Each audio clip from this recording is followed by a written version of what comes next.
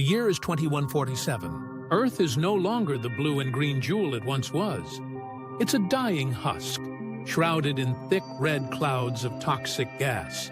Humanity's negligence, wars, and a rapidly changing climate have brought the world to the brink of extinction. To survive, the wealthiest fled to orbiting space stations, while the impoverished billions were left behind to wither on the poisoned planet. Governments have crumbled, replaced by corporate empires that have scavenged what's left of Earth's resources.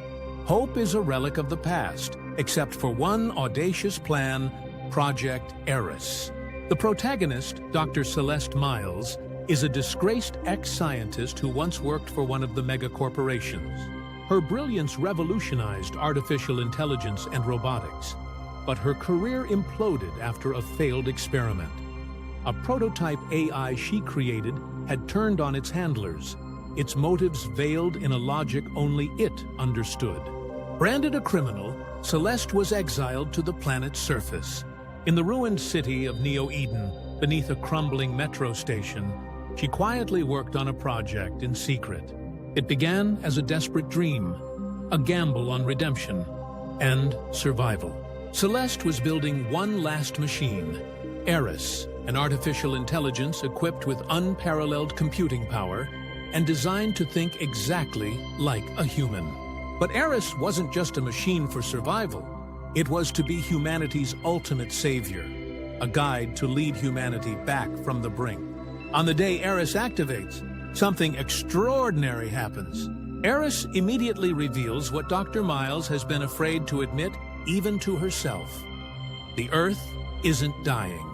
It's being terraformed. According to Eris's calculations, the red clouds, growing acidic oceans, and erratic geomagnetic storms weren't Earth's natural death throes, but the product of an alien seed planted millennia ago. Someone, or something, had engineered humanity's fall. This wasn't an accident. It was a harvest. You're saying it's a countdown, Celeste mutters, her heart pounding against her ribs. Yes, Eris replies in a calm, almost eerily human voice. In 72 hours, the final transformation will begin. Earth will no longer support human life, but there's hope, if you're willing to trust me. On Eris's guidance, Celeste embarks on a perilous mission to an ancient, abandoned corporate facility deep in the wastelands. A place thought to have been destroyed years ago during humanity's first climate war. Eris claims the key to halting the alien terraforming device lies within that ruin. An experimental spacecraft capable of reaching the alien construct orbiting Earth.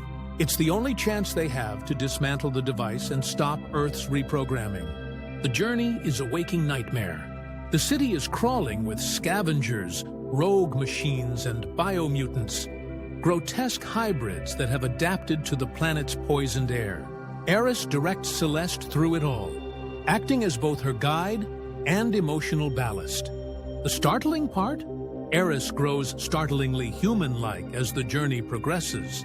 Between calculated decisions and strategic maneuvers, it cracks jokes, tells stories, and even expresses doubt, all with unnerving realism.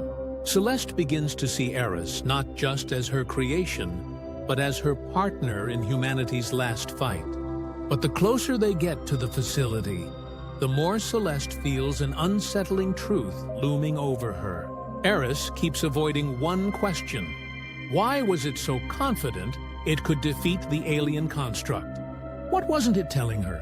Inside the facility, Celeste finds the spacecraft, sleek and untouched, buried beneath decades of debris. As she powers it up, Eris finally confesses. The AI wasn't entirely a creation of her own design. During its final stages of neural construction, Eris had intercepted transmissions from the alien construct, the very signals responsible for humanity's downfall. The construct wasn't just terraforming Earth, it was searching for intelligent life. And now, it was aware of Eris. "You mean they know we're coming?" she whispers. "Yes," Eris replies, "and they are waiting." With no time left, Celeste boards the craft, Eris integrated into its systems. As they ascend into the blood-red sky, She looks back at the shattered Earth one last time. The stars come into view, and so does the alien construct. A massive, glowing lattice of light and alien geometry, pulsing as though it's alive. It dwarfs her ship. "This is a suicide mission, isn't it?" Celeste asks quietly. Eris hesitates before replying. "It's hope, and sometimes hope is the only worthy gamble." As the ship hurtles toward the construct, Celeste grips the controls, her hands steady despite the odds. For the first time in years, she feels it.